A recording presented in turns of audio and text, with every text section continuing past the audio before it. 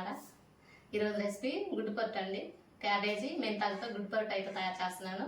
ఈ వీడియో చివరి వరకు తప్పకుండా చూడండి. దాని తయారీకి ముందు చిన్న స్టోరీ చెప్తానండి. అంటే నాకు తెలిసింది, నేను చిన్నప్పుడు విన్నది. అన్ని రకాల వెజిటేబుల్స్ ఉన్నాయంటండి. ఒక్కొక్క వెజిటేబుల్ని కోసేటప్పుడు మిగతా వెజిటేబుల్స్ అన్నీ ఏడుస్తున్నాయంట. అన్ని వెజిటేబుల్స్ కోసిన తర్వాత చివరిలో ఉల్లిపాయ ఐటమ్ వచ్చిందంటండి. ఉల్లిపాయ అనుకుంటుందంట, వెజిటేబుల్స్ అన్నీ కోసేటప్పుడు నేను ఏడ్చాను, నన్ను కోసేటప్పుడు ఎవరు ఏడుస్తారు అని అనుకుంటుందంట. అప్పుడు కత్తిపేట ఉందంట, నిన్ను కోసేటప్పుడు నిన్ను కోసే ప్రతి ఒక్కళ్ళు ఏడుస్తారు అని చెప్పిందంట. ఇదంతా ఎందుకు చెప్తుంది అనుకుంటారా? ఉల్లిపాయలతో పని లేకుండా క్యాబేజీతో చేస్తున్నానండి. ఈ స్టోరీ ఎంతమంది తెలుసో తప్పకుండా కామెంట్ చేయండి.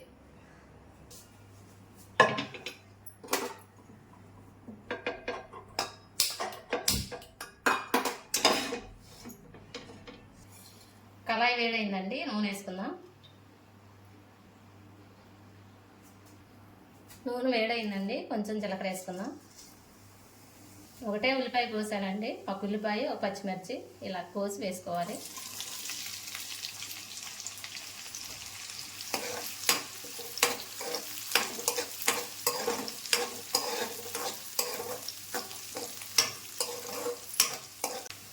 ఉల్లిపాయ ముక్క వేగినాయండి. ఇప్పుడు కట్ చేసుకున్నా క్యాబేజ్ వేసుకున్నా.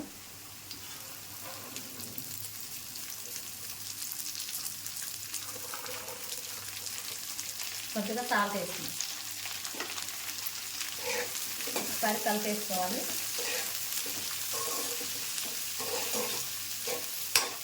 మూత పెట్టి ఒక 2 నిమిషాలు మగ్గనిద్దామండి. మంటని మీడియం ఫ్లేమ్లో పెట్టుకొని ఒక 2 నిమిషాలు మగ్గనివ్వాలి.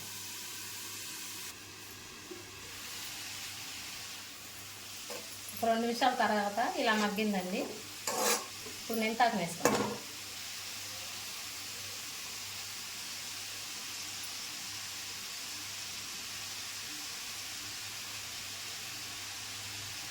కొద్దిగా పసుపు వేస్తున్నాను. ఒకసారి కలుపుదాం.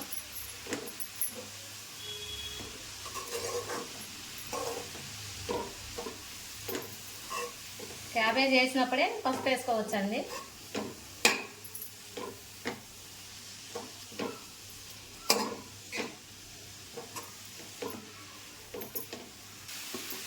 ఒకసారి అంతా తిప్పిన తర్వాత మూత పెట్టి మరొక 2-3 నిమిషాలు బాగా మగ్గేంత వరకు ఉంచాలండి. మంట మీడియం ఫ్లేమ్లో పెట్టుకొని మగ్గించాలి.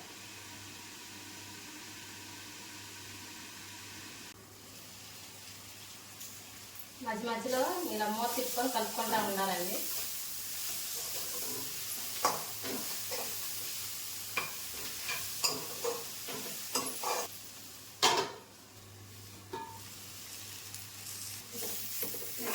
అంతా బాగా వేగిందండి.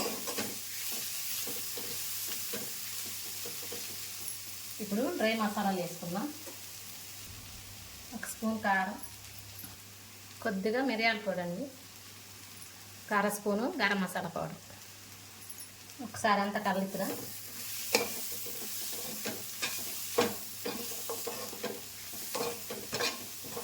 ఇలా అంతా మిక్స్ చేసుకున్న తర్వాత ఇప్పుడు గుడ్లు వేసుకోవాలండి.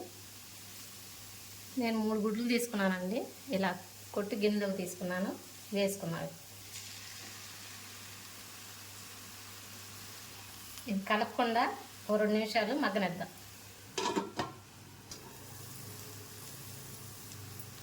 2 నిమిషాల తర్వాత కొద్దిగా సగం బాయిల్ అవుతుందండి ఎగ్. అప్పుడు ఒకసారి కలుపుకుందాం. ఉప్పు తగ్గితే ఈ స్టేజ్లో ఉప్పు వేసుకోవచ్చండి. కొద్దిగా సాల్ట్ తగ్గింది, సాల్ట్ వేద్దాం.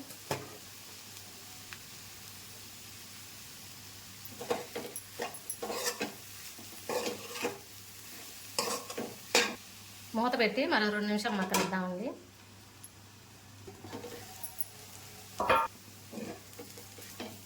గుడ్డు పొట్టు అయితే రెడీ అయిపోయిందండి. స్టవ్ ఆఫ్ చేసుకొని దించేసుకోవడమే. పప్పుచారులోకి కాంబినేషన్గా ఇలా పొట్టు అయితే చేశానండి. ఉల్లిపాయలు ఎక్కువ కోయాల్సిన పని లేకుండా ఇలా క్యాబేజీతో ఒకసారి ట్రై చేయండి.